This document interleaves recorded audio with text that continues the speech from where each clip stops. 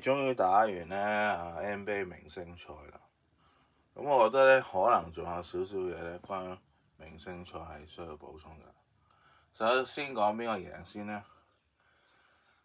咁突然間佢落咗去 Anthony Edwards 嗰度啊，一個 Adidas 嘅球員，佢攞咗咧 Most Valuable Player MVP， 而佢嗰隊咧就係 USA Stars 咧就贏咗今次嘅明星賽。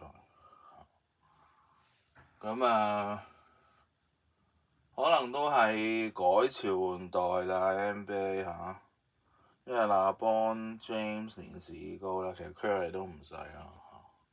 咁可能有新一代嘅球員嚇，咁而家有 Anthony Edwards 咧，仲有Jordan 嘅 Luka 啦嚇，咁好似都唔係咁偏重 Nike 嘅，如果未來嘅推廣嚇，雖然今年仲係嚇，而且你再睇翻其實你話咧 NBA 籃球員嘅簽名鞋咧，可能起碼有30對嚇，咁多個牌子加埋，或者甚至超過30對，咁要睇都睇死你。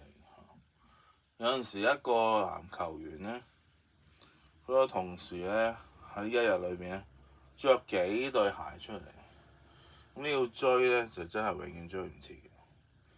咁呢個咧就係籃球嘅玩法啦。咁仲有可能就係嗰啲嘅唔同嘅籃球嘅 jersey 嚇，或者嗰啲嘅練習嘅波衫嚇，又或者咧係即係呢個係喺場外着嘅衫樣嚇。咁其實真係好多嘢咯，籃球。咁係啦，呢個最後嘅補充啦，關於今次嘅 NBA 明星賽，我唔知出年會唔會再做啦，因為咧我由喺 Instagram 開始咧做咧明星賽都做咗好幾年，咁今年有足球嘅世界盃咧，可能就未必再講太多咧 NBA 住啦。除咗好特別啦，我哋先再講 NBA。可能譬如唔知邊位球員咧喺季後再出色咧，我哋先會再講啦。咁今日講住咁多啦，和平酒。